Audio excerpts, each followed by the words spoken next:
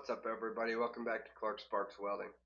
Today I wanted to talk to you guys about how to do your billing as a mobile welder. And so the few tips that I have for you guys today are based off of my experience and my experience alone. I've never really talked with anybody about how to do this. It's all come from my own research and my own experience. And so if you guys have a better way, be sure to let me know in the comments, and we're happy to hear from everybody and see what everybody else has to say. But my first tip for invoicing is to just get a template, right? You can get them, I think you can get one on Google Docs. You can download an app that you put in all the information and it emails it out to whoever your client is. So what I use is QuickBooks. So they have invoicing directly in the app. So all I have to get from my client is their email or their phone number, and I can invoice them directly.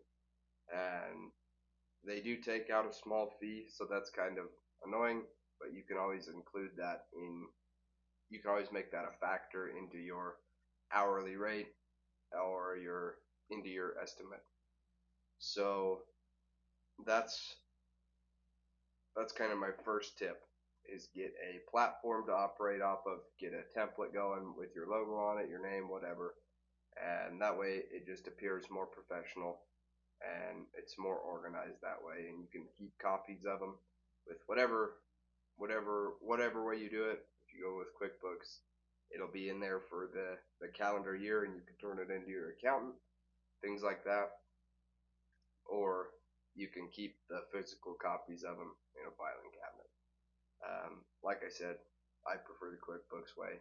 It's a little bit simpler and more effective for my business. Tip number 2, when you're invoicing, you can be courteous and respectful, but also be a little bit bold. You know, you're not best friends with your client. That's not what that's not what you're doing. You're not trying to be best friends. It's not supposed to be necessarily this fun thing. Your client should be happy to pay you, and you should be happy to receive their payment, of course. And that's kind of how it should be.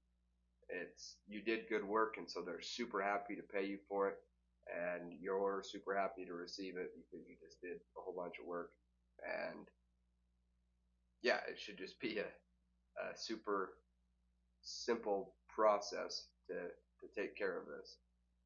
But on the other side of this, sometimes it's not. Sometimes you get a customer that you may have done the good work, that you may have held up your end of the deal, but you get a customer that doesn't want to pay, or is just not a good customer to deal with when it comes to invoicing.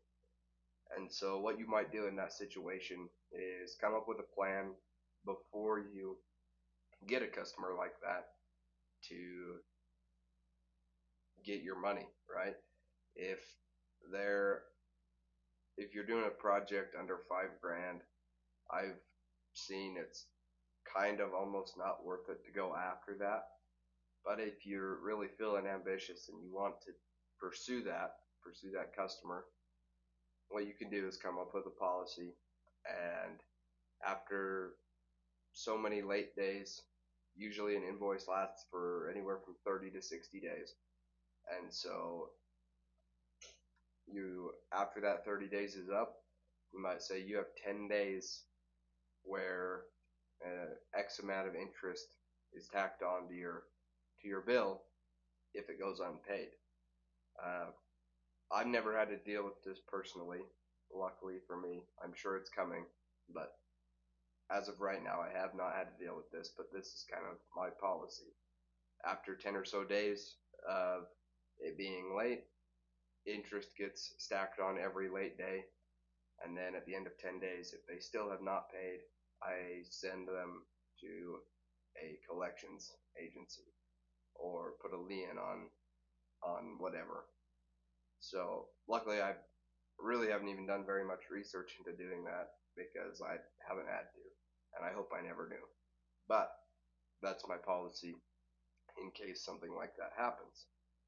And so my next tip for invoicing is to just be honest. You can invoice them, and usually on my invoice it just comes out to this is your final bill, this is when it's due, whatever. If a customer asks for a line item invoice, just be honest and give it to them with what you're charging them, right? You don't need to, there's nothing to hide. There shouldn't be anything to hide. If you're running your business properly, you're not going to, if you needed to go buy a wire feed welder because you're doing a whole bunch of production parts, you're probably not going to take it out on one single customer. You're going to bill it out over a period of time through multiple jobs and multiple customers, and that's how it pays for itself. You don't go buy a $4,000 welding machine to do a job and then tack it on one customer's bill. That's not how that works. So that's my kind of 3 tips for